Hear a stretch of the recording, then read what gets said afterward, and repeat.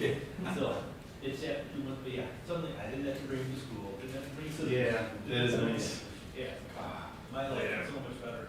Oh yeah. When she gets in trouble, my wife's like, I'm taking her car keys away. Oh my God, who's gonna drive her to practice? Who's gonna drive her to work? I'm like, I don't want to do that. What does she mean? Yeah, I'm sure some other way. I don't make her drive her minivan or something. Yeah. So, oh man. Actually, making her drive a minivan would be a good punishment. Oh yeah. Oh, Minivan. my father-in-law's now. I didn't know if I was gonna make it alive here. I asked the guy Friday. Oh, I wonder if we, now how do we get, I don't think. Probably get, can you get, where's your one? Yeah. Oh, much so I've been on Milwaukee Sitecore. Used to be awesome. But I'm just thinking, we get input from another computer. Yeah, I think you can. Yeah. There you go. Hey, Sam. Nice. How you doing? How are you? Good, see you. See where's the room? Nope, save it for, I heard one noise. Are you still looking for a bottle up there? I got one. Okay, we'll go get a real one. Most people want to use like either.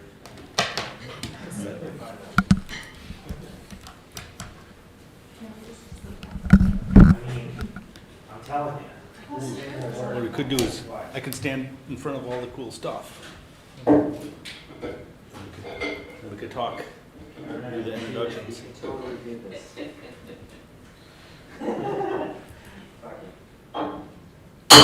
Oh. Well, I was trying to do it like this Yes. at first. But it didn't work like that. So we can have these both at the same time. You just go like that. And then flip it. Wait, Jeff, you should So it's like picture in picture, Oh, oh, that's really cool. right? If you would have set the pry bar on the table, then maybe. I feel like. I don't want to damage the table. Well, no, I Took the leg. I did. I mean, Amanda coming? I thought she was already here. Oh, yeah. Yeah, she was, said she was gonna come, and Yeah. like, it's 6:30, nobody's here, we're like, okay. We can just present to ourselves. I guess that's an acceptable excuse. So Still have files. Well, she's not that working. I I know. don't think so. So she's probably just coming to see you and see She people. does everybody. Yeah, but probably most of She the had a time. baby at home, she's like, okay, You get know, out. honey, You gotta get on the Christmas. Right. I don't know, I imagine that I think the reason the accessory thing was wrong. So that's it. so yeah, I think we got It was both like at the same pointing time. at the one Yeah. value and like. How do we work that? One on the So when screen. you, What's the other one though? Christina. The other one's right at Or just the have speaker. them. I was just gonna have them both at the same time. Yeah. So I don't know how to switch them back and forth. Oh, we can, that way, we can point it at. Oh, nice. The car. Yeah, so that's, Template's fine, but then I think I'm standard values for accessory. Oh, that'd be cool. Yeah, and it was like, right. this item was on this, but like it was in the, it was in the root, you know, We'll do this, so this goes towards the, so I just like then what? took the one from production. I'll get up, you're doing all the other work, so I'll get up and do introductions. and Yeah, you do that.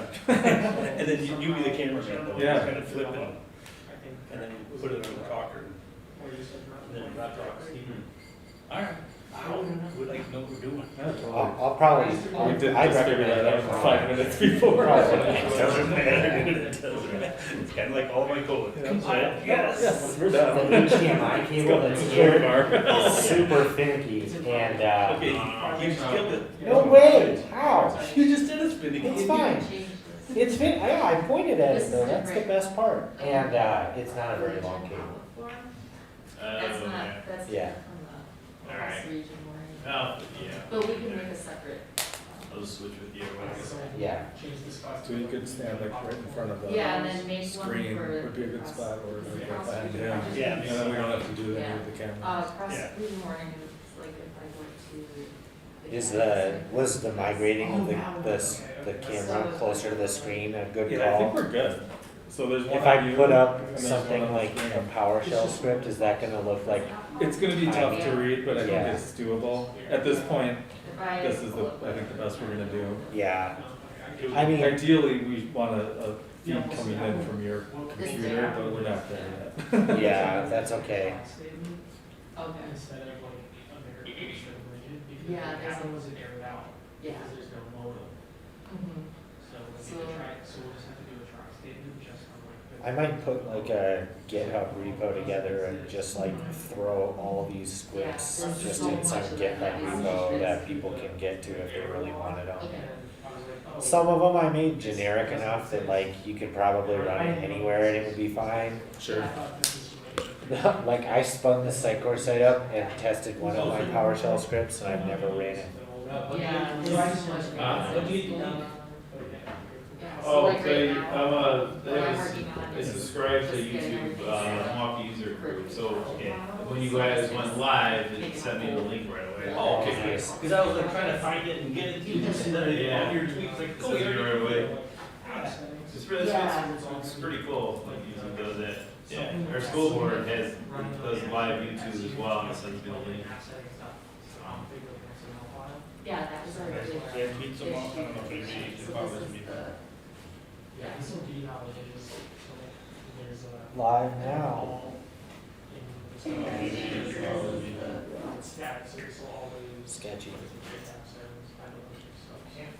That just like moves the JSON that's in the storage somewhere now. Okay. It'll make sense. but Yeah, just it's go- in the Just go to top. one of these, just open it, go live, and see how it gets called. Yeah, Or you'll just have to call it. there's a camera right here. Settings and then color functions that have there, and that'll always.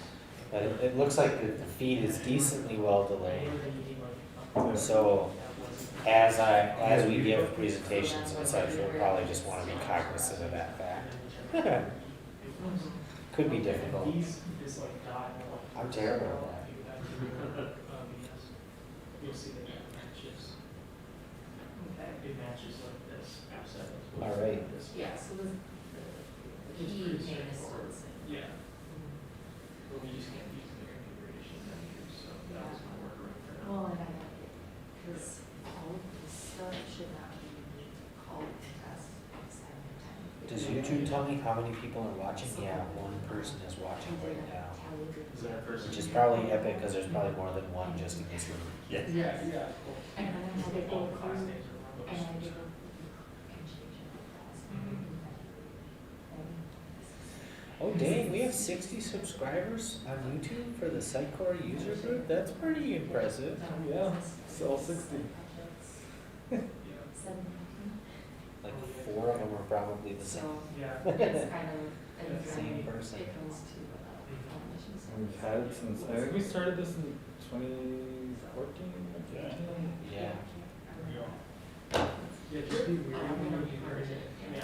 Oh man, that's what I should have done. I should have watched the presentation I gave last time. So No, I don't know if it would be up here still. I haven't changed any of this stuff. I'm just Oh, pulling- yeah, you'll be gold. I'm still just pulling. No, the last ones up here are. I just got your text. How do we get in? So. I was at the other door where we were, the last time I was here. So I saw you guys standing up there.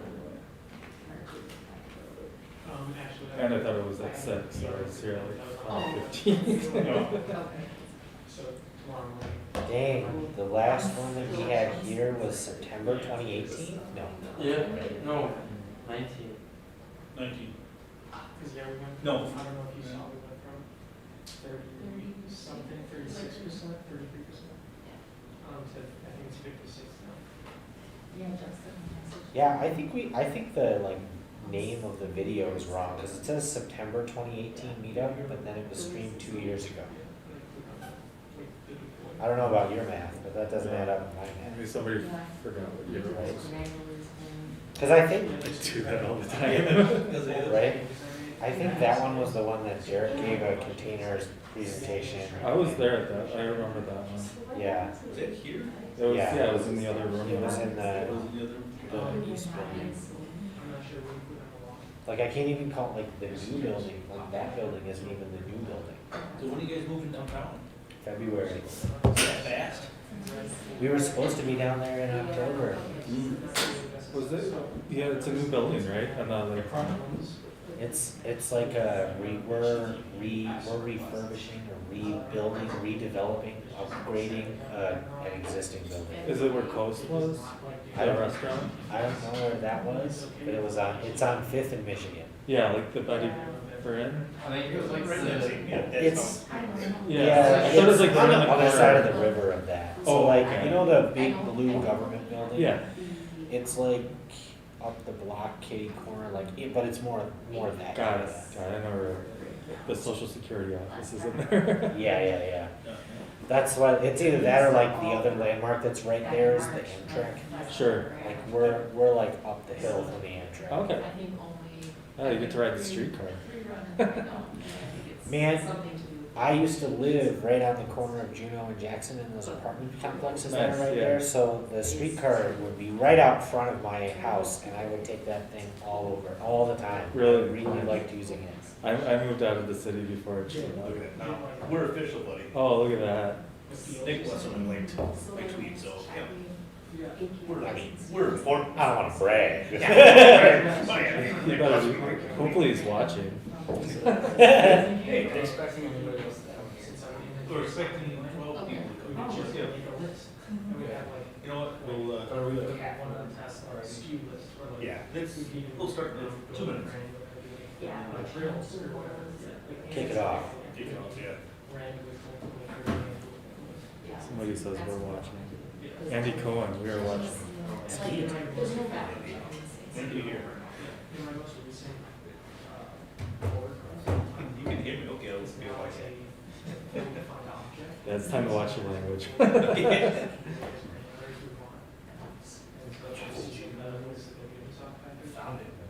Whoa. I don't think I got one of those.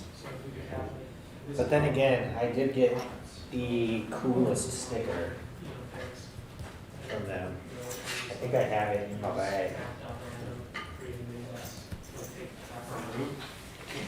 Coveo.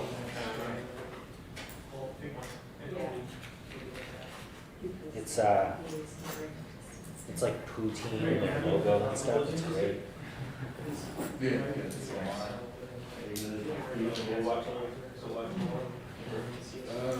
Probably not all of them. Let's see. Here's my We're gonna do a Remus. you know, we do, want to be part of the county? Oh yeah. Sure. I'm not speaking at this. Oh, I'm not- No, I mean, and what we've done in the last, I don't know if you've done the last couple of years, we have a panel, we ask questions, you know, what's the best, what's the worst, what was, you know, and then here's different people can kind of just type up, give their opinion. Oh, So you gotta get out to talk and answer questions. I like Sometimes I, I'll reach out to, Laura will just Really bring close me dinner and my husband, I'm like, why are you doing this? I'm Some just of gonna them, keep yeah, working, you're gonna do this. yeah. reach out to there. Please make me get up. Okay. Hey, Phil, is that it? We can get started, I'll check out there in a couple minutes. Which camera are you going to? Where should I go? I'd stand right in front of the screen. Okay. Yeah, that's a good idea. All right. This is more for all of our visitors online, but welcome to the Milwaukee Sitecore Users Group. We haven't done this for almost 18 months. We're going to try to get this going again. Excited to get it going again. It's good to see everybody in person. We're going to try to do this on a every other month or quarterly basis or somewhere in between. Usually the rate limiter is getting people to present. So if you like these meetings, volunteer to do presentations. Tonight we have 2 repeat presenters. It'd be great to get new people doing presentations. So hint, hint for everybody's out there. Yeah, everybody's ducking under the table right now. But before we go there, I want to thank Milwaukee Tools for putting this on, for sponsoring, for feeding us. We got a great spread in the back. And thank you for being a good friend to the group. At that, we'll get started right away. I like the symmetry because our last presentation before COVID was Jeff Morgan. Our first presentation after COVID will be Jeff. Jeff, he's a senior developer here at Milwaukee Tools, and he wanted to talk about Sitecore PowerShell and all the nifty tricks and all the cool things he's done, and he'll be doing a presentation. He's going to then share a GitHub repo with everything he shares tonight, so we'll be able to take that back and use it ourselves. That's the goal. At that, Jeff, Sweet. all on you. Thanks, Joe. The very mini applause was uplifting. Like Joe said, my name is Jeff Morgan. I'm a back-end developer here at Milwaukee Tool. A quick overview of Sitecore PowerShell. This is something that, if it's not in your repertoire or in your wheelhouse for your local Sitecore site, it's actually a pretty straightforward thing to add in. And this is something you can have in a production environment, development environment, everywhere. It's just a really handy tool. It's as simple as a package install, so you can download a package. If I recall correctly, it's something you just Google search and download. I don't remember there being anything too crazy for that. So there's a portion of my presentation I wasn't overly prepared for that I talked about anyway. We'll skip right on over that one, assuming you can get a PowerShell package. Yeah, like I said, it's as simple as just kind of going through any other Sitecore install. There's very little that's in the installation instructions, but one of the big gotchas is right here, right out the gate, and if you don't notice it, you will run into the same problem that I did, that we did, which was when you're deploying this on Sitecore 9.1 or greater, that you have to add a config file, or enable a config file, because actually that config file is deployed or it's installed by the package by default. So it just comes with an extension of disabled, and you have to enable it or remove that extension. And what that really does from there is just allows identity server to say Sitecore PowerShell is perfectly A-okay, and you can fire off scripts and such from them. So that's really nice. If you don't do that, you can run into issues that we did, which really weren't major. You can do a lot of the features.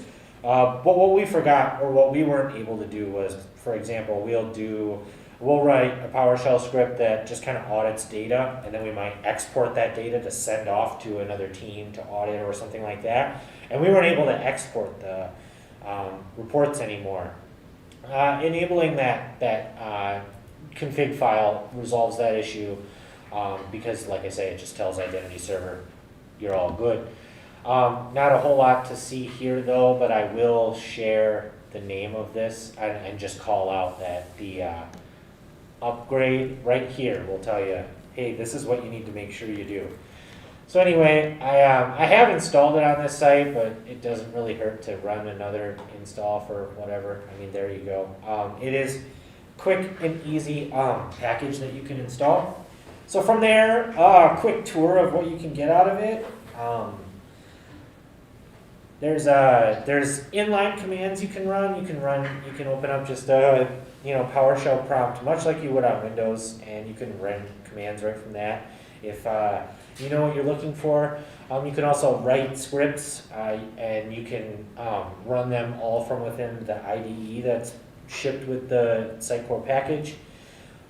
That also comes with a couple of really wonderful menu options or context options for right-clicking and creating a package of a node in Sitecore, which comes in handy. It saves you a handful of clicks and prevents you from having to, go back to the desktop, open up your package designer, build a package, whatever. You could just tell PowerShell, this node right here, just give me a package of it. That saves a couple seconds. Also gives you the ability to create anti-packages pretty easily and quickly, so that's super wonderful. So there's that. I know for us, we use PowerShell quite a lot. I mentioned that we run audits and things of data that we could provide to other business units or something like that.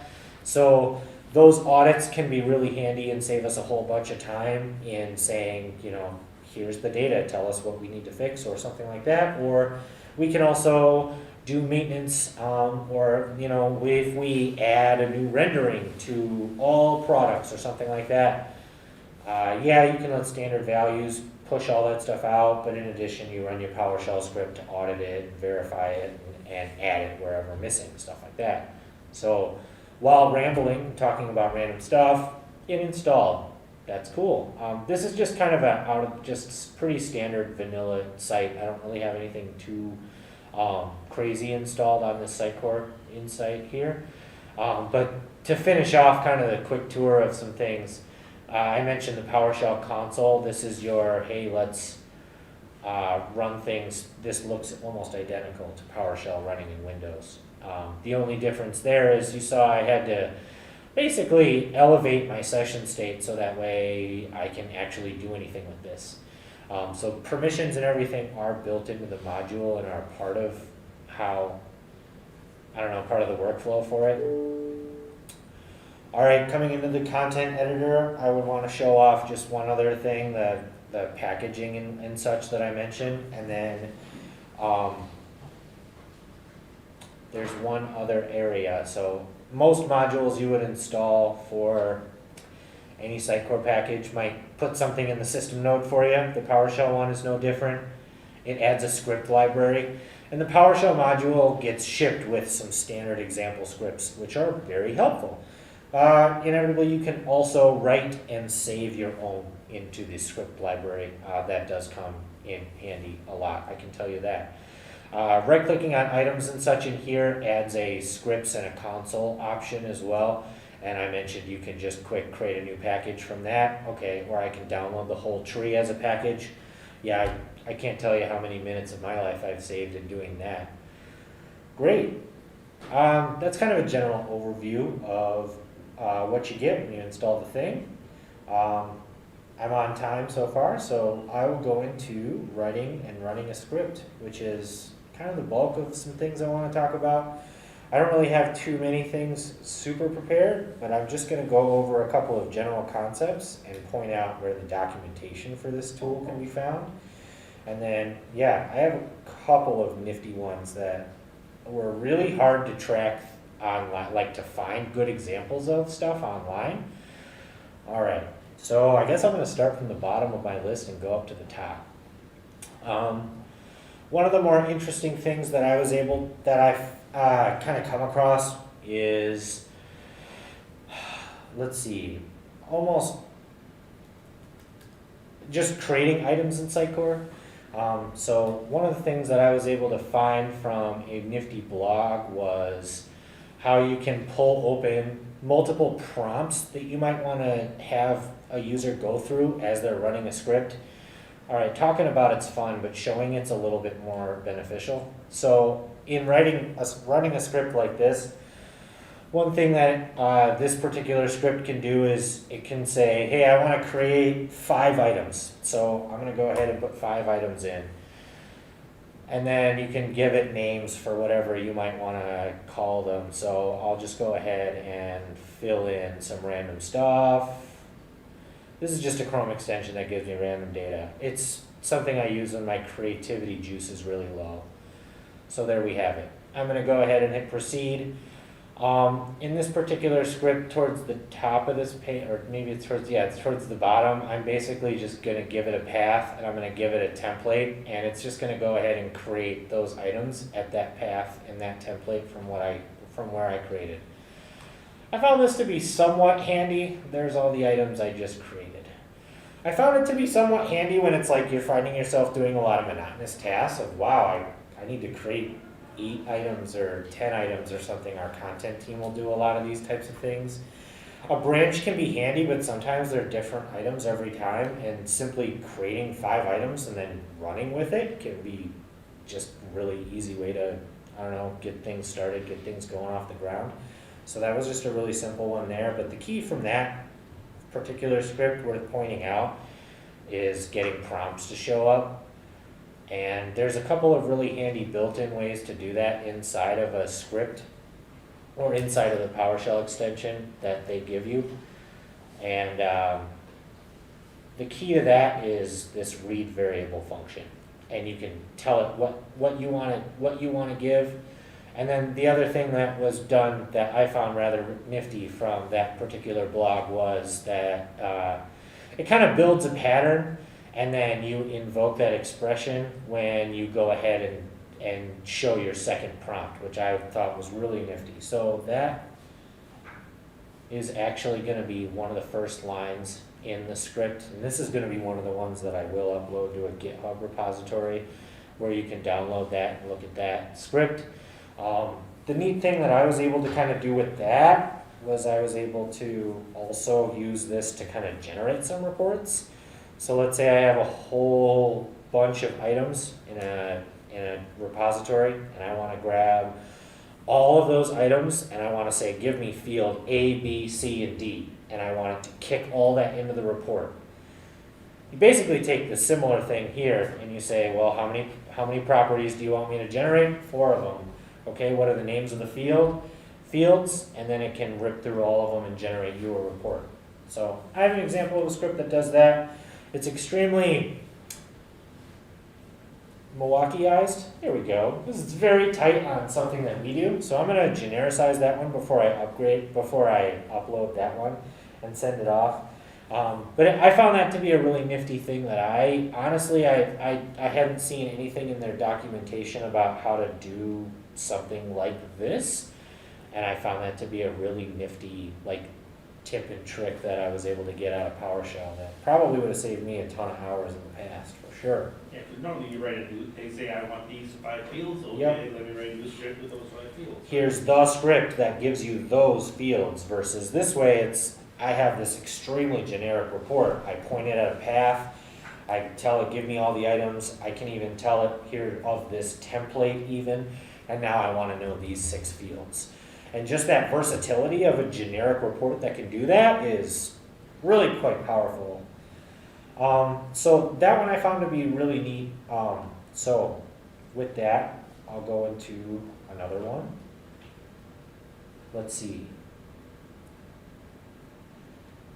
This next one was something I'll probably go into our actual Milwaukee tool tasks project for. But I'm going to display it up on the screen. With .NET development, we're really, really comfortable and familiar with classes.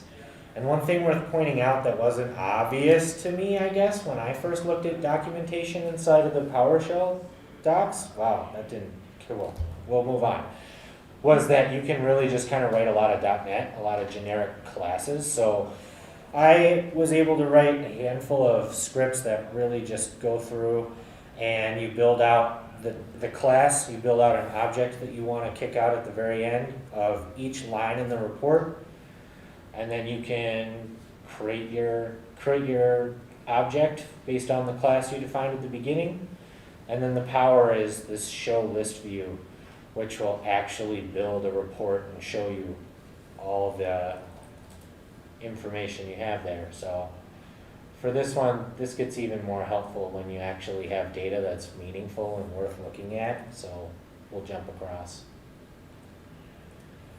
Let's see. I am going to get all of my items that are referring to this template, and we're gonna audit all of those items. Perfect. So what I was able to do there is in a classic or standard kind of out of the box PowerShell script, a lot of times you just rip through Sitecore items and you are kind of just really regurgitating the data from Sitecore right on into the form. Here I was able to compute data and then inject it into the report, which once I export that to Excel becomes more meaningful for other folks. The other benefit to showing the list view and such is that you have all the data you need at your fingertips, and you can double click on one of these items and it'll open it right into the content editor. So if you're actually running this to actually audit it to verify data, you can just double click and get right to work. And that's always a really key thing that the benefit of show list view is really handy for. Sweet. All right, here's another really generic one. So this one I can almost do anywhere. It's going to be using a CSV file. So If I have in Sitecore just some items that I uploaded. In this particular case, they're gonna be media items. So show this off right fast. Something that comes up quite every now and then is we'll just get a zip file of media items, right? And we all know you can go into the media library and you can say, here's my zip file, go ahead and upload all my stuff, right? Well, when I uploaded these images, they didn't have any alt tags to go along with it, alt text to go along with them. Well, and that's annoying. You know, you want the alt tags to come along with, and if they're not a part of the image or if they don't get imported properly, you want to update them easily. Well, the way that I was able to do some of that was using the content search from within PowerShell. So I just have a simple item lookup. I write a little bit of a query or a criteria here. I guess that's a query as well. And I try and return just one of those items. So here I'm going to try and look inside the media library, find a descendant of that might match the name. The other piece that's key to this is just having a CSV file. So the file is nothing crazy. It's literally just file name, alt text, keywords, and I'm just going to go ahead and import those. The one thing that I wasn't able to find many good examples of was receiving a file from, like a CSV file, and parsing it. There are a good handful of examples out there of doing this, but uploading from CSV and using the content search to pull the data and then write immediately to it, that was a pretty powerful combination. I haven't seen too many examples of that. So let's see. I have just a, let's see, I think I called it garbage. Yeah, here we go. Stupid PowerShell stuff. Yeah, that sounds about right. Update items by CSV. There it is. So I'm going to go ahead and tell it to do that. And you know what? I think my actual output down here, there it goes. There we go. So we'll have to zoom in a little bit, but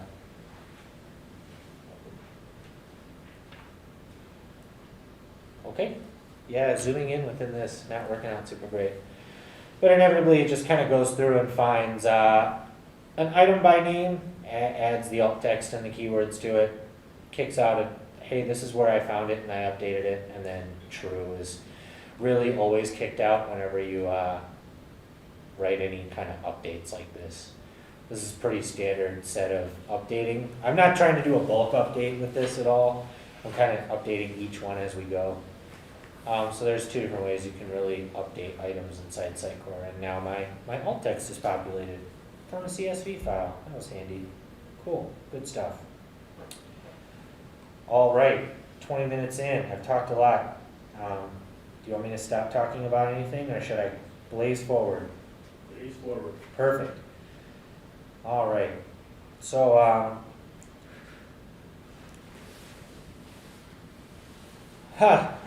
another monotonous task that tends to happen every now and then is just saying, all right, I got to go through everything inside this tree, and I got to change one field or 5 fields or 8 fields or whatever it might be.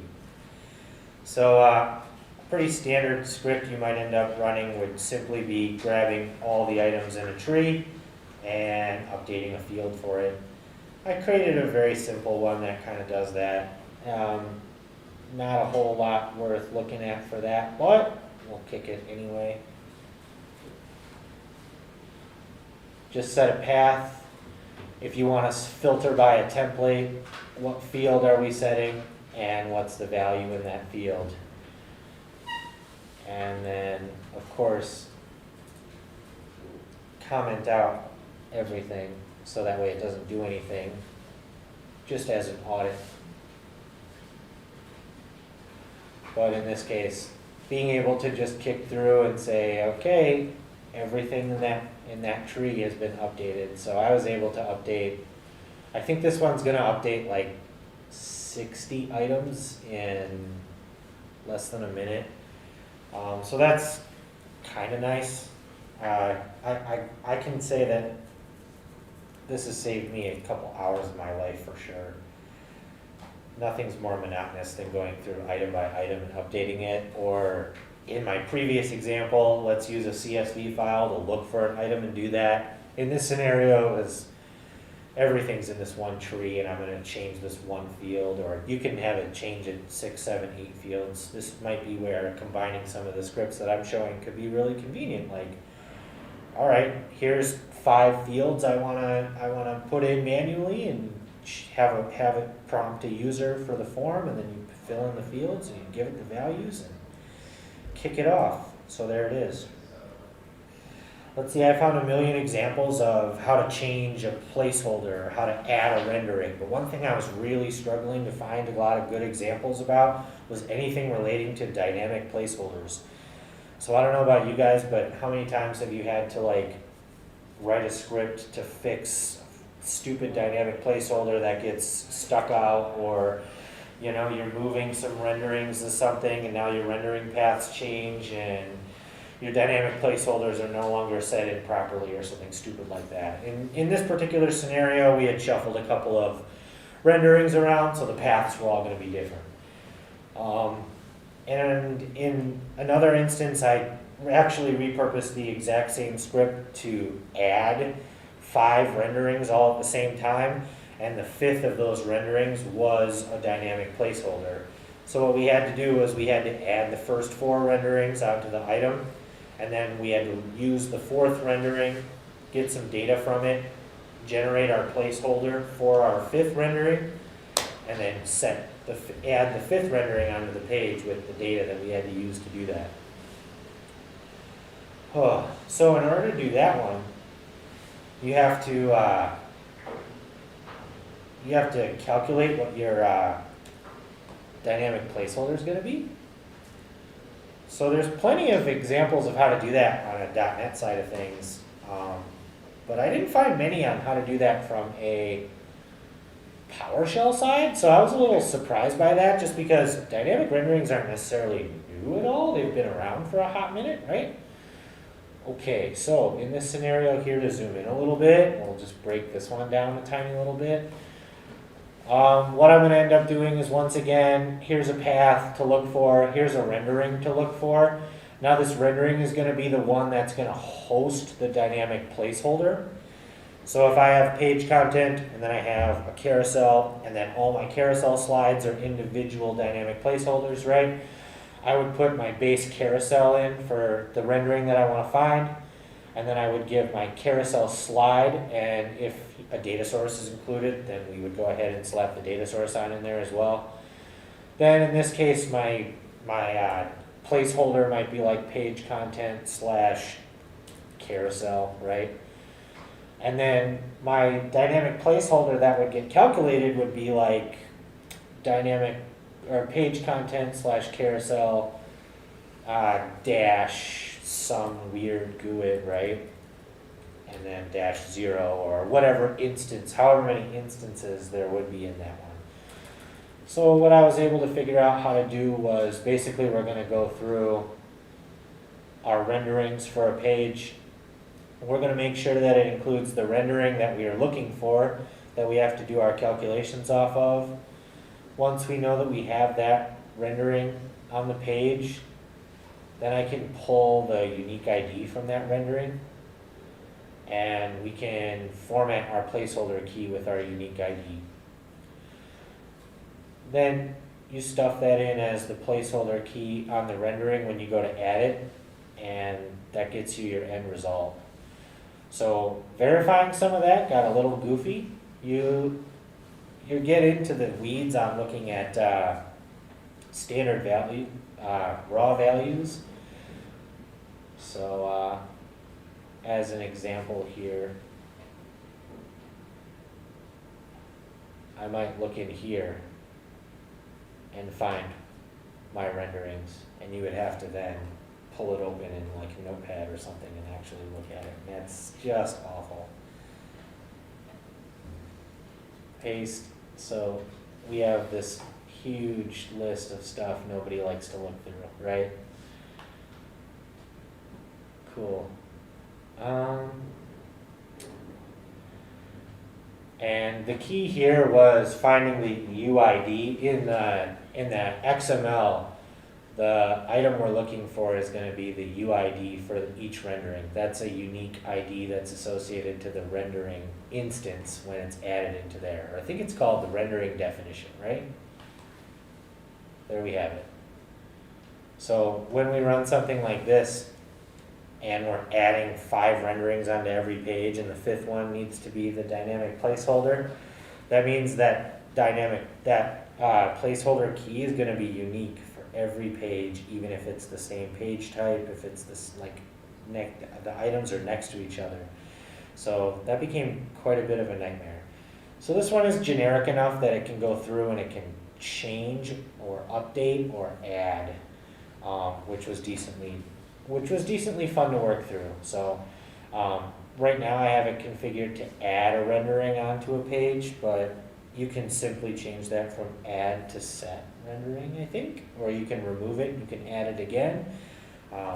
This one I have 2 different examples of how to run a script like this and what you might need to change in order to do that for whatever purposes you would need it to do.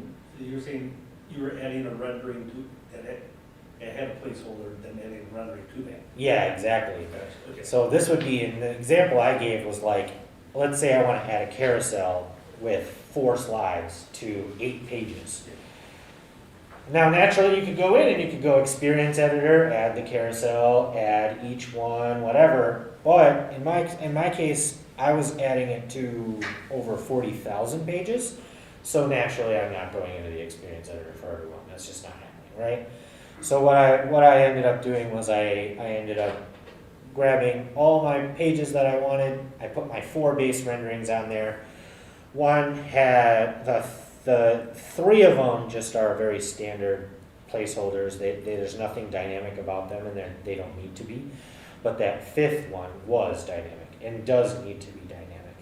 So then I was able to calculate out that 5th rendering by doing that. And so in that scenario, if I need to add a carousel with 4 slides to 8 pages, you could very easily write the PowerShell script to add the carousel, and then you could run a second version. Or if you do it all in one fell swoop, it's almost easier to do it all in one fell swoop, actually.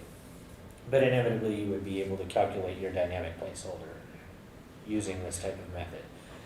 Quite honestly, I didn't find any scripts on doing this anywhere online, so this was one thing that I was able to piece together that I don't have many other good blogs to point anyone at or examples of, which I was really surprised by. I've had to use this 3 times in the last week already, so that's handy. I guess I didn't really imagine this being super helpful, but turns out once you have a solution, you find more uses for it. I think that's that's saying, like, just as a tool company, I'll say, okay, now I have a power tool, great, now I'll find more times to use it, there we go. Now I have this tool, absolutely, I'll find more uses for it. So yeah, there's seriously a PowerShell script of every flavor out there on the web. PowerShell for Sitecore has been around for quite a number of years, quite a number of versions. I know it's supported down to Sitecore 7, and I can't remember if they had support for 6, but at this point, if you're on Sitecore 6, we have other questions, and PowerShell's not going to solve We that. don't want to talk to you. So there we have it. That was the last version I was certified. I know that the docs are very easy to come by. I always end up searching for them. I ended up saving them on here. They have a whole set of training that you can go through on how to use them. That was super helpful.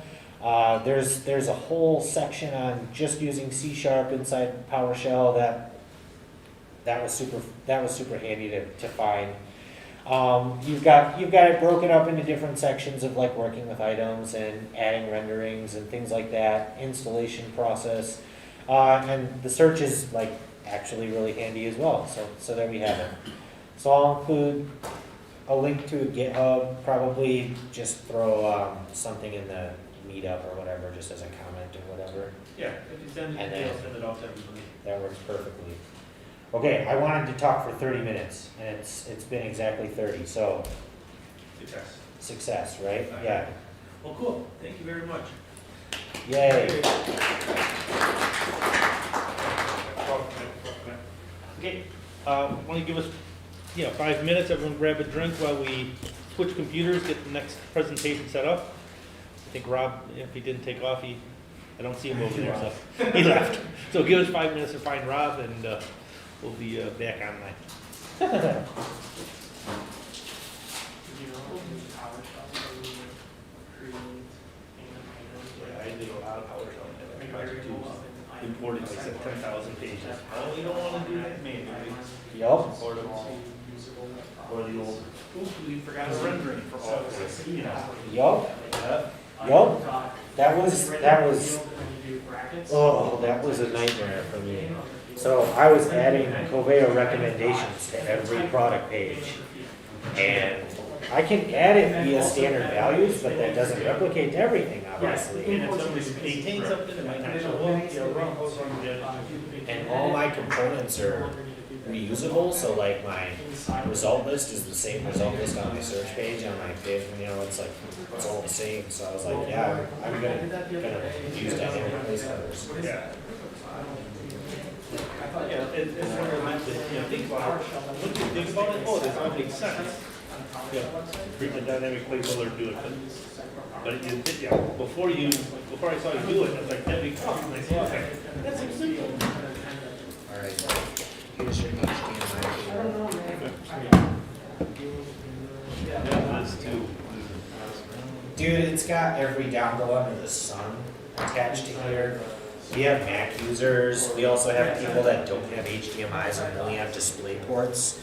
And then we also have This one is HDMI. micro HDMIs. Okay, You, if there's a flavor of display that you have that's not there, I'll be to work. This is one of those meeting rooms where a lot of people present in.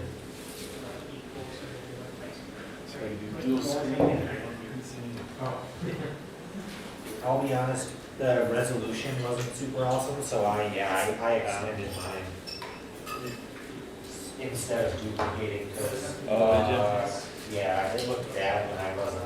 I'll try it and see. Yeah, Okay. I'm excited. Yeah, that not too bad. I think it's okay.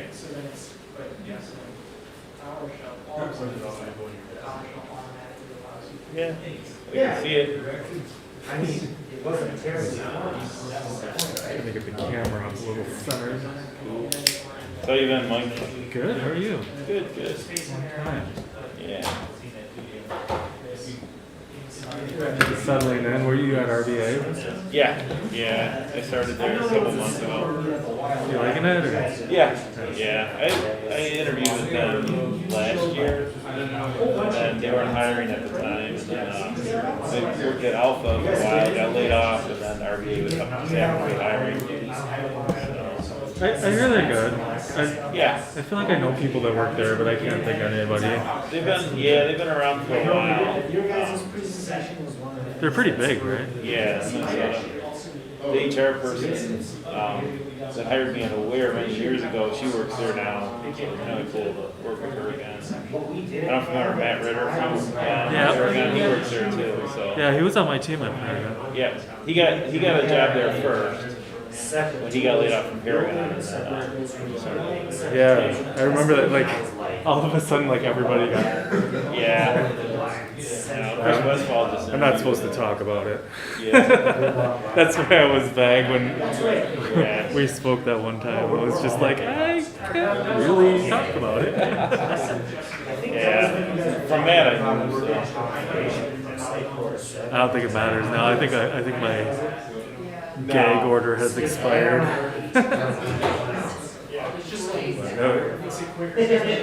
It was funny because Matt, Adam, and I were all under the same, and we all left. So Jeff didn't have anybody reporting to him. I know. Jeff's a cool guy. Great. He was alright, but I had. Are we live right now? Yeah. He was a very nice guy. Yeah, we skipped right on. And I wasn't in a super great spot personally either. And that's where I really got upset, is they weren't very sympathetic to that.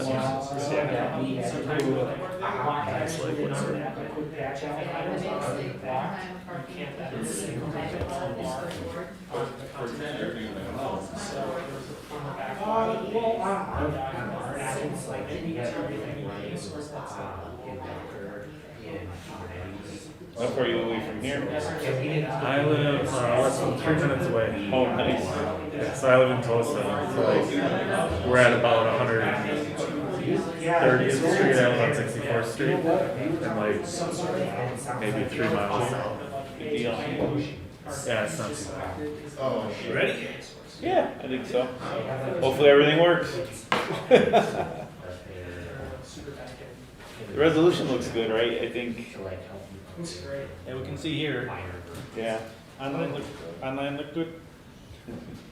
Yeah, we're looking good. All right, looking good. Okay, next presentation, our old friend Rob Riley, who presented for the group a few times now.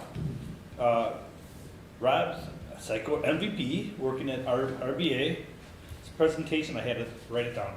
Being fast in the social media world, leveraging the Content Hub DAM and Web Method IOs to the finish. Rob, take it away. Love it. All right, thank you. So I don't know how many of you have seen the Content Hub. Is this like your first time? Have you seen it before?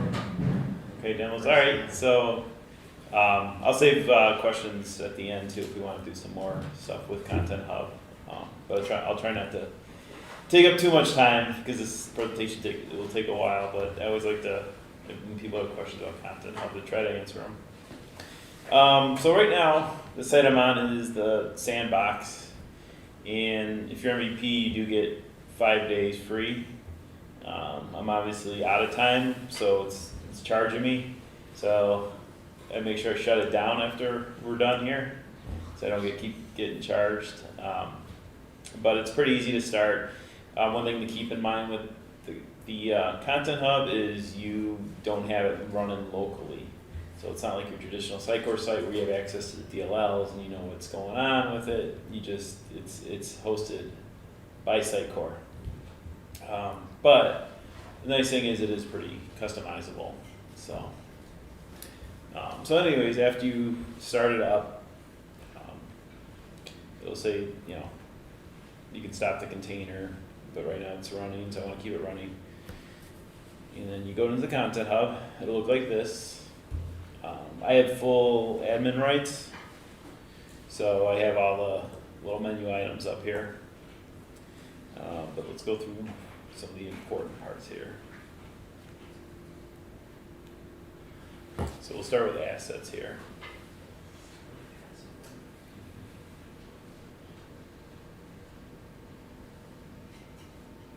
It's usually faster than this. Okay. Good Sitecore, we used to. Yeah. I'm not hosting it locally. So here are the assets. These are ones that have been approved, have gone through the review process, which we'll go through that. And they're all set to be used. So what I want to do first, let's go through that and show you guys that real quick. So the first question I'll ask is, can anyone give me an idea for an image? A walrus. A walrus, okay. I'm glad you didn't say Packers. So,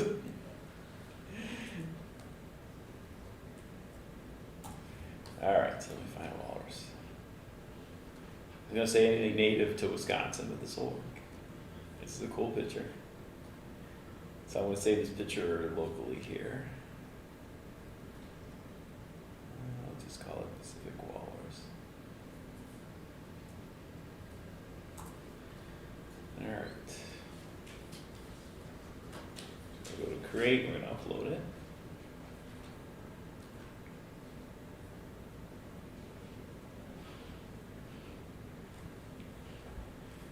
All right, once it's done uploading, you hit done. That does take a little bit for the picture here to render. You can keep refreshing it, but it is there in the back end. It's just processing it. So next step we want to do is just submit for approval. And now I got full admin access, right? So I'll just go through the whole thing instead of, but normally you might have a couple people that would create the graphic and then some other person approve it and publish. But we're gonna submit it for approval. So now it appears on this review tab.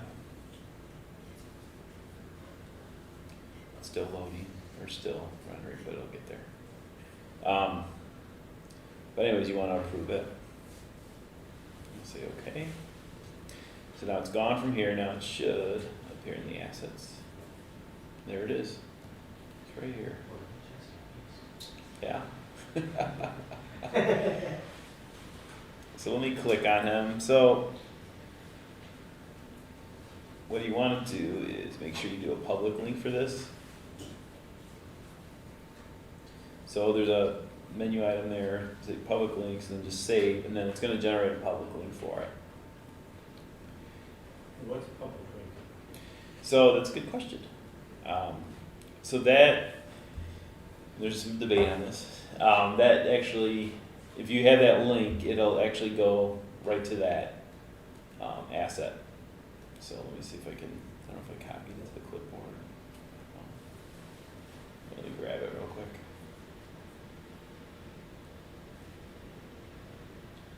So this, but yeah, you know, we don't have the API. Let me grab the public link here.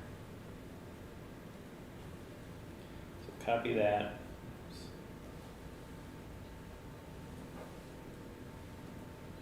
Just go. Normally I don't use a touchpad, so sorry, bear with me. So that's a public API. So I was going to go into this later, but I'll tell you now. There's like a, from what I understand is you don't want to host the images on Content Hub using the public links, but I've heard some people are okay with it now, but I was originally told it's not okay, just because it's using the source to host it. You know, you can shut down the cloud. You can shut down Content Hub. It's preferred to host it in whatever place you're going to host it or upload it to. So Twitter, LinkedIn, Facebook. Another example would be Social Media Hub. Is that what it's called, from Salesforce? And you get the analytics and stuff from there. There are analytics in Content Hub, but it's a different process to set that up. So one of the suggestions was to use like something with Salesforce where it's kind of built in. The Content Hub is your repository. You keep all your images there, but then you're publishing it to all these different places, which will go on to my next thing. So now I want this in Twitter and LinkedIn. As I was saying before, you don't have all the access you would with a local site, but you do get to customize stuff. And I've added these two selections here. One's Twitter, one's LinkedIn. So I'm going to select these. The save button.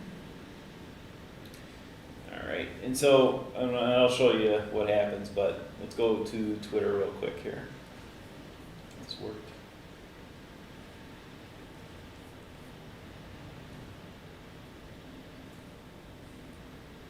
Hopefully it works. It takes a couple minutes to load here. If not, I'll show you how to check. Okay. There we go. All right, 27 seconds.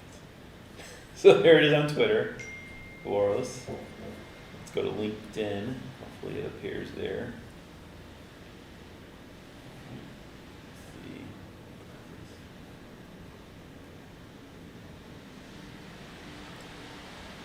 All right, so here's Content Hub, one that we just did. So this one I did a little bit different. So this one, Twitter gets the image, and I'll show you the difference when we get to the process. And then LinkedIn just does a actual link to the Content Hub. And you can do the same thing in Twitter. You can have LinkedIn host it. All right, so let me show you how this whole thing works. So in Content Hub, click on it here, manage, which is this little widget thing here. There's a couple things you need to set up. First thing you need to set up is a trigger. I'll show you the LinkedIn or the Twitter one. There's a view details here. It looks like an information thing. So you can see the screen good. Okay. So this one's called Twitter. Just upload the Twitter image on social media. And the objective here is just entity modification. So basically the asset, the image, it's an entity. They refer to that. So here's a condition, simple condition. If Twitter, the current value equals this, so that thing you saw earlier that I clicked on, if it hits this, then it's going to do an action. And the action is, it's going to hit this Twitter upload action. And let me go to that action real quick. So I want to show you something here.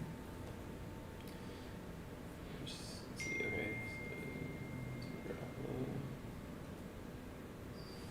Okay, so here's that action, and it has this APR URL. Well, this APR URL calls something in this external application called Web Methods. I don't know if you guys ever used Web Methods before, but it's external. If you ever, I forgot what they call it in Azure. They call it Logic Apps. I don't know if you guys ever use that, but this is similar to that. Web Methods is a partner with Sitecore, but they have all these processes that you can create to take any data source from anywhere and process it. And they have a ton of connectors to do this. So let me go into the Twitter one real quick here.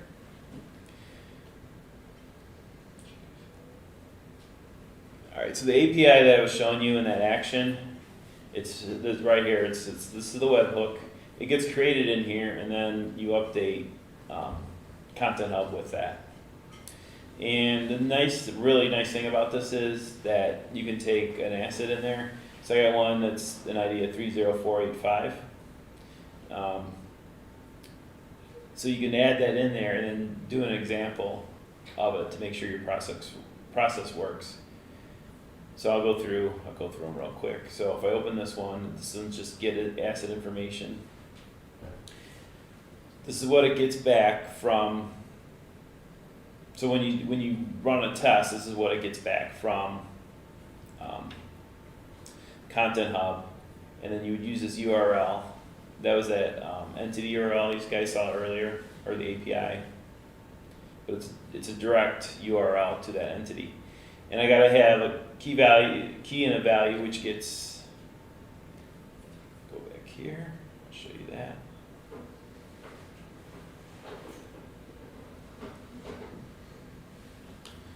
Under users, you would generate a key in here, and that's all. I don't want to regenerate it because then I'll have to do it again. But so the easy thing is to test this, because it'll connect directly to the Content Hub now since it's up and running.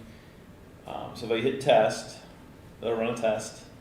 Actually hit the Content Hub with that ID, and you get the output. If it works, you get a 200 status code. So then it's done. So the nice thing is, this next step, this download file, it takes the information from the previous step. And so now you have all that information. So this get asset function in the previous step, it brings back a bunch of fields. And then you can use those fields for the next step, which is going to get the URL and the file name. And then I have a little login to the Content Hub from there. So let me run that real quick.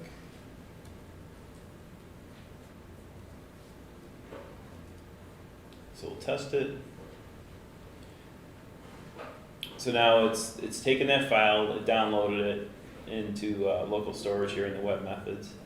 And now the last step is this upload image. Now the cool thing about this is this Twitter thing, it's already built in. And I'll show you that real quick after this. So it's going to download the file and then get the asset information, the title of that. image, and then the file path, which was the file path where it downloaded it in the web methods. And then we'll hit test again.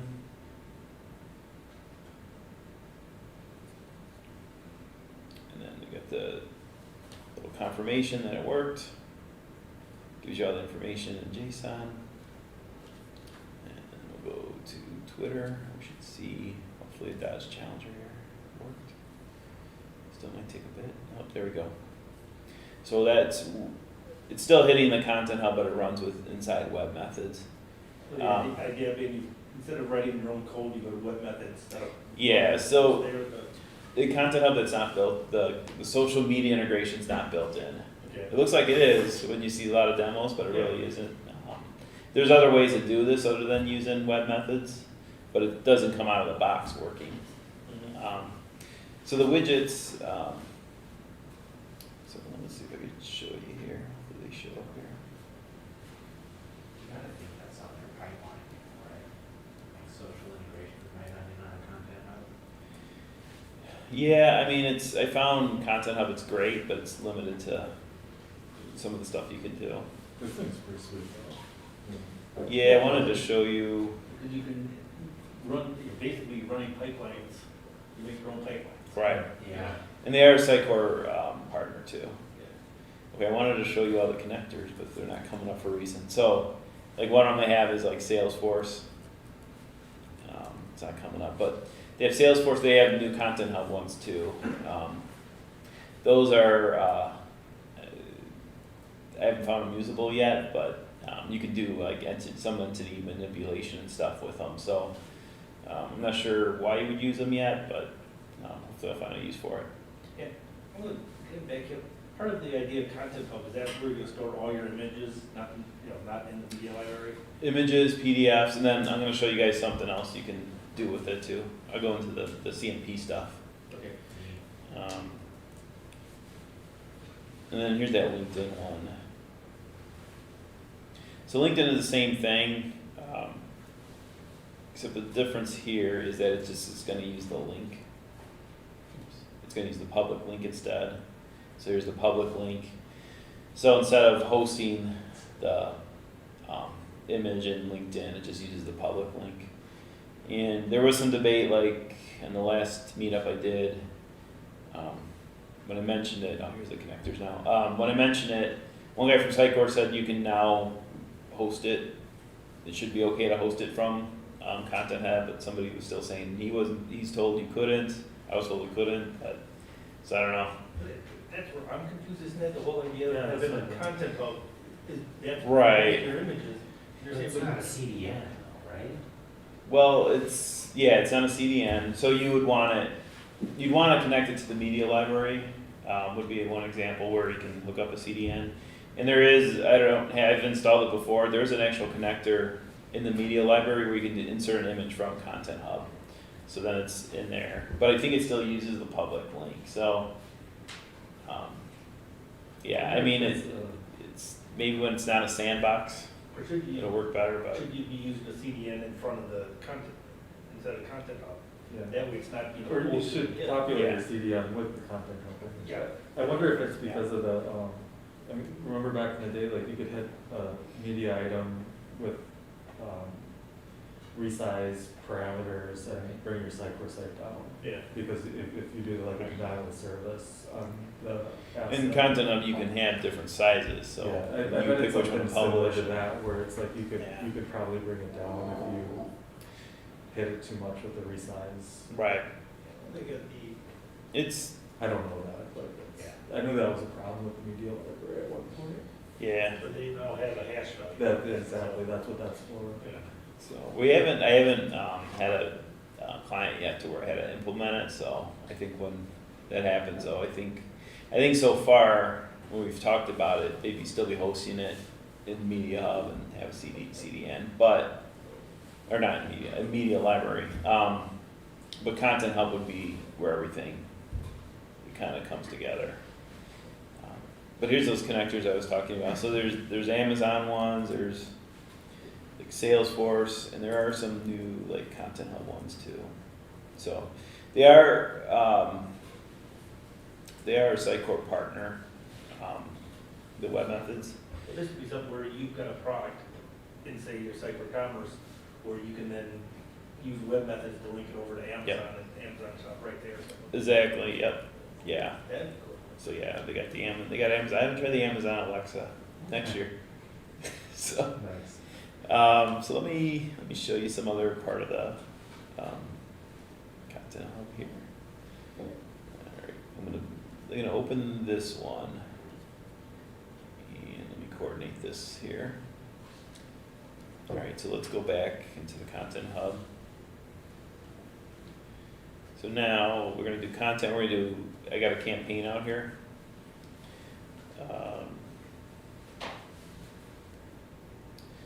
So the thing with this is you can do white papers, blogs. So content, and then if I go to type here, they have all different kinds. So blog, social media. Now, I'll be honest, these are all generic stuff out of the box. They're not, they're just a bunch of fields with the rich text editor. We're gonna do a blog. Let's see.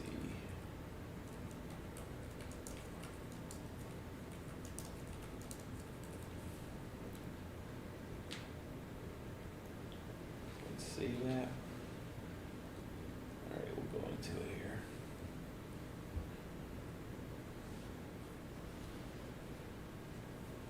Go edit. So, I will say that the rich text editor things in it, it's always getting better.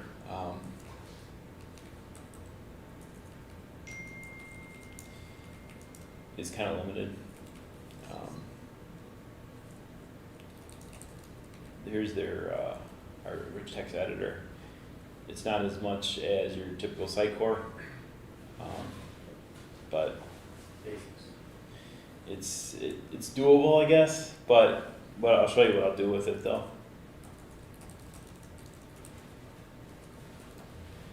Alright, so I'm going to save this. And then, okay, so I'm going to do a start. Send for review. Then I'm going to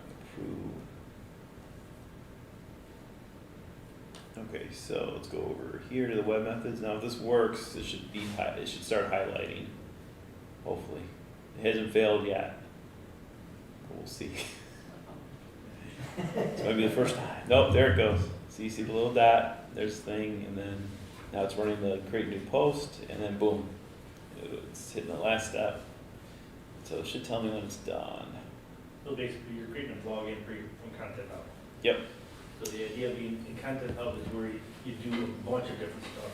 exactly. You know, you can do some in Sitecore, some in Twitter, some in here. Yeah. Then you do it all in one spot, and that's where you do all your content entry. Yep, yep.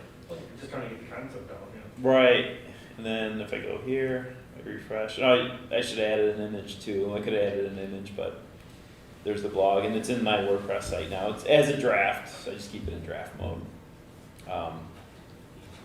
But you can add, if I go to edit, you can add an image here too as well, so, From the Content Hub, yeah, public thing. yep, so, forgot to do that, but let's see if I can do it again. So is your WordPress blog a layer of Content Hub, or is it just accepting whatever you? No, I just do WordPress stuff. Okay, so if you save this in a new version, which you're doing now, is it gonna create a new post, or? Is it- Yeah, it'll create a new one. I don't know if it overwrites the old one. I don't think it does. That's all we meant it, right? Find out. Yeah. Let's see. I think it creates a new one. But we'll see. There we go. No, see, it created a new one. That'd probably be something to do with the web methods that I don't know. It's possible, yeah. There may be. But here's the That'd be walrus. So, Where's the link? Is that link? it's the public link. I'm pretty sure. I don't think it inserts it. Let me see. Yeah, it's the public link right there. So it doesn't actually upload it to WordPress, which would be nice if it did. And I'm sure that you can change the web methods to probably upload it to WordPress first. If it was me, I'd have WordPress host it and not Content Hub, because if something does happen to Content Hub, Right. it goes down. Because you don't want Content Hub 24/7.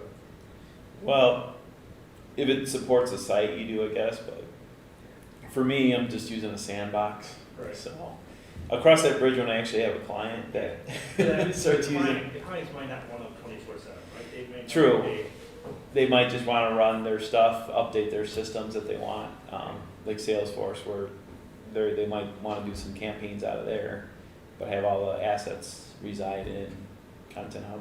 So, because it does have the approval process, and it will tell you like the approval process is okay. It was mainly made for images, so like to improve a blog and stuff. It's a little bit limited. You can kind of edit and add some more steps to it, but it's kind of, it reminds me of like when Sitecore first started out with their approval process. It was kind of limited, but now it's gotten expanded. So it's getting better though. They have been, I don't know what version they're up to now. I think there's a new version coming out. With the sandbox, you can just create a new, you would create a new version, or sometimes they can upgrade it as well. So, but yeah, you can. I had one user group wanted me to do a document, so I showed them how to do a document. But same thing, you can hold a document in here. It's a PDF. You create it there, now it can blast it from other places, right? Yeah, yeah. So, you know, especially with that web method stuff, if you had a whole process and you said you want to post it on LinkedIn and Twitter at the same time, you can do all that at once. So, it would just be another branch to one of these. Yeah, just think of like a law firm, if you put their documents there, they can send it to the court, they can send it to another lawyer. They can send it Exactly. Yep. all in one spot. Yeah. Yeah. So, but yeah, like I said, there's also Azure Logic apps, and there's Microsoft has another one too. So I think that's about it. Did you guys have any questions about the Content Hub? I mean, there's, like I was saying, you can edit. There's all these like layouts. There's a taxonomy you can put. Here's those state flows, so you can change those. Get the triggers. Let me see if I can show you. I always forget where this is at, but there's content types. That's one of the things too. So there's that blog, email, social, paper. So a blog has a title, code, and body. So if you needed another field in there, you can add it in here. Like social media just has a body and footer. So you can update that stuff. I think entities. I think it's the asset entity. One of these is, I don't know, that's just general ones. But you can update any of the fields on the screen and add new ones. It's well, one of these. So, I mean, in your schema. opinion, like, is Content Hub like mostly for like as a DAMs for your digital assets, or is it? I mean, I look at this and I'm like, this is where I want to put all my content. Yeah. Really Sitecore tree. You know, like that's. It's definitely the DAM is the most powerful part. Talking to potential clients, that's what they would start with using. I don't know, the campaign stuff I think they would use too eventually. And then not to say, I think the Content Hub is awesome because you can mold it into what you want, but right now it's sort of a limited kind of thing, what it can do. It's getting better with new updates. Yeah. Well, I think like as far as like e-commerce products, like if I had a e-commerce site, I would love to have something like this and build all my products out in here. And we were talking about that, yeah. I think a PIM, exactly. I was just gonna say we were talking to somebody, a client, about that too as well, because it's not called PIM either, but you can actually create a PIM, hold everything in there, all the information, all your taxonomy can be in there. Yeah. Every time I see this, it also reminds me of Drupal. Yeah, yeah, I mean, they bought, Content Hub, it wasn't Yeah. originally, so. But I did a lot of Drupal before Sitecore, and I love that approach to content. I just thought Yeah. it was really slick. It's got some neat stuff. Well, I guess, see, I haven't messed with this yet, so there's products and commerce catalogs, There you go. There you go. so I haven't done anything with it yet, but, Yeah, every time I see this, I'm just like, this is what you Here should we do go. for content. yeah, so there you go. Some, you know, certain stuff holds on there, yeah. Yeah, so it does have Or a, you can maintain it and push it into, say, Chrome Yeah. or articles or stuff. Yeah, I mean, I just, I always feel like the tree is super unwieldy once you get to a certain level of items. It's, I mean, Oh, yeah. seriously. it's just Open not, up a not bucket of really. 600 things. Exactly, you're just not gonna, it's Yeah. not the right interface. yeah. One of the examples I saw is they had products or whatever in the Content Hub, and they would push it out to like a Amazon feed or some kind of feed. Right. They might not have a commerce site, but at least they sell their products on Amazon, they can at least display it there. Right. Yeah, I think So, same thing, you wanna push it to Amazon, you push it to Yep. Shopify, you wanna push it to your website, you know. yeah, It's one spot where you can do it, and all Right. the images are, need to be approved, everything needs to be approved, and then it gets pushed and. Yeah. So it's really cool. I like it. It's just, yeah, and hopefully more and more clients start buying into it, especially because it lives outside of Sitecore. So you think they can update it any time or buy into it and have it, even no matter what version they're at. So I just feel like the more you showed off, the more questions I have, like the more I. yeah, I know Yeah. it's. I It's know like, there's a ton of stuff with it.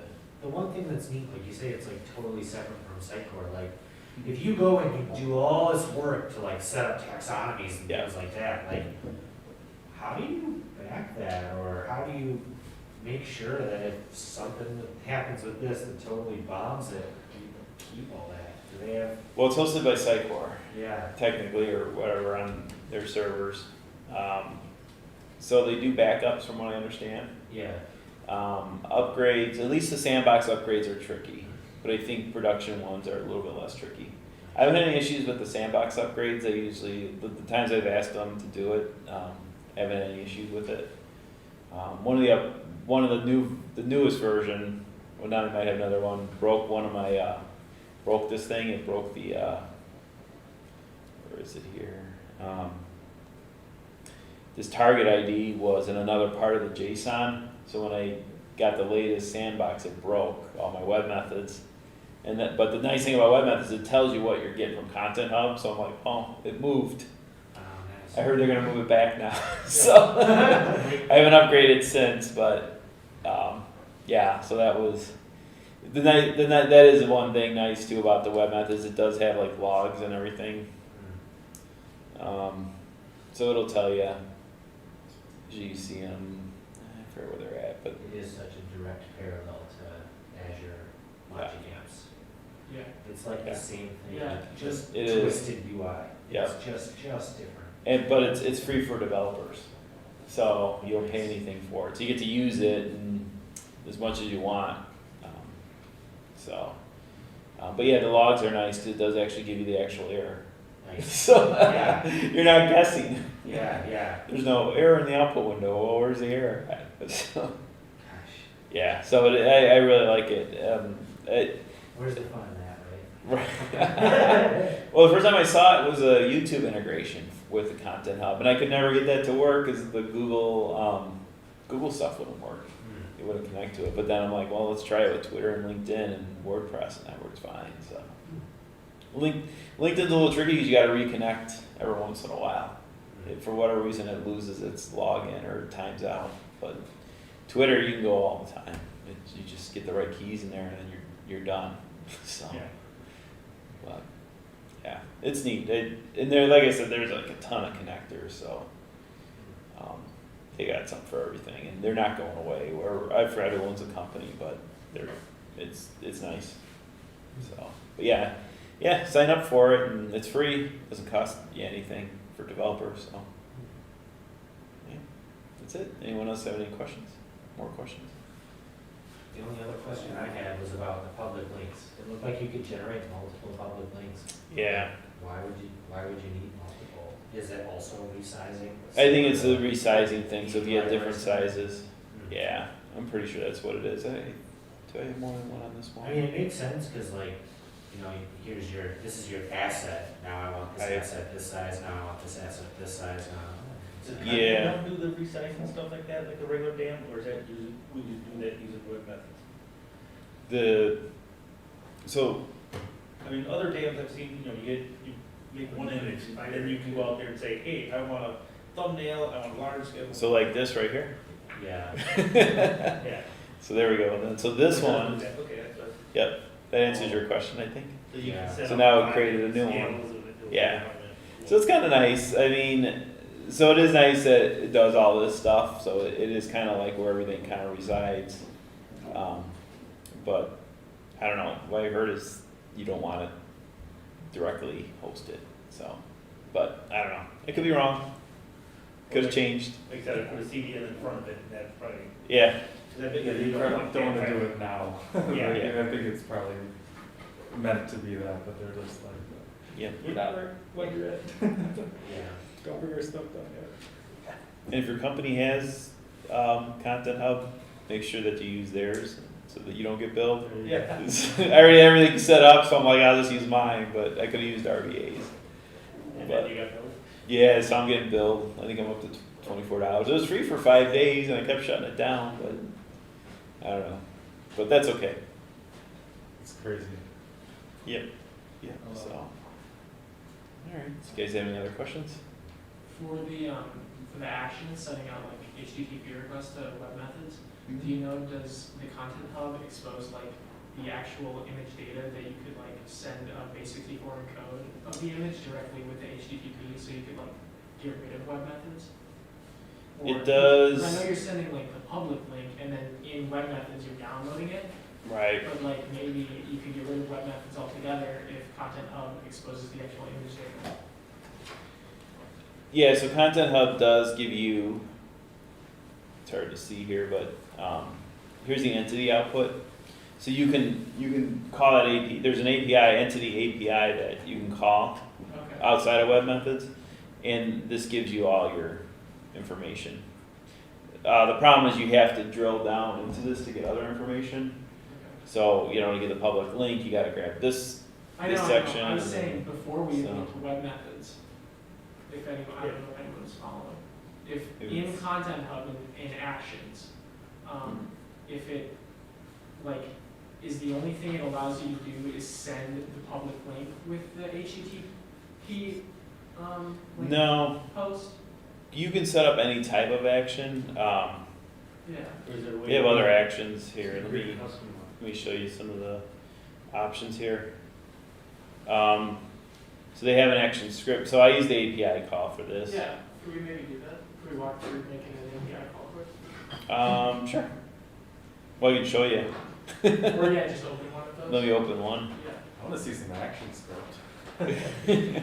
I'm not that good. So this one is the API call, and then here's that API URL, which is the webhook in the web methods. Okay.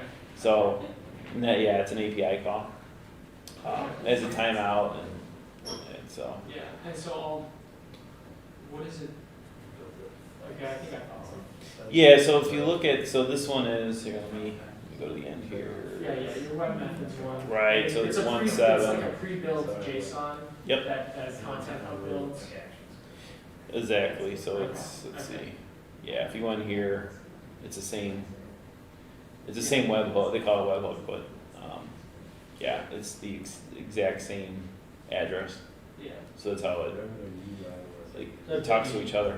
You could write a webhook that Yeah, I was basically just saying- code something. I think Yeah. that's how you code something. Yeah, I haven't tried any of these other ones, but Azure Event Hub, you know, that's print entity generation, reporting channel. Start state machine, I don't know what that does, but Start the machine, baby. yeah. I can't guarantee any of that's documented. But This is heavily in flux though, right? I mean, they're really pushing it, and I'm up to, what is it, 4.03. If I do a new one, I won't like do it like right now, but let's see what they're up to. That was 4.03. So they're up to 4.0, 4.0.10. I was at 3, and that was a few months ago. So that was in June, end of June. Nice. So Almost weekly. yeah, they are updating it a lot. So I don't know what's new, but it'll tell you what's new when you update it. I can create another sandbox if I wanted to, in addition to this one, or I can ask them to update this one. Which sometimes it works, sometimes it doesn't. Sometimes you lose the whole thing. So, but yeah. So it's pretty cool though. I do like it a lot. It just, yeah, I'm hoping eventually we'll get more clients that buy into it. So, you know, I think there's just a lot of cool things you can do with it. So, Yeah. so cool. Any more questions? Thank you. All right.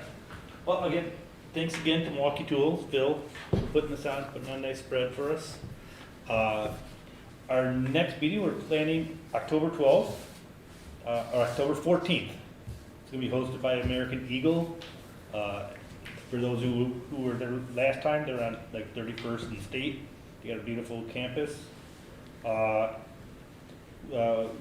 We know we don't have both presentations yet, but we know one of them will be a post-symposium roundup table like we've done in the past.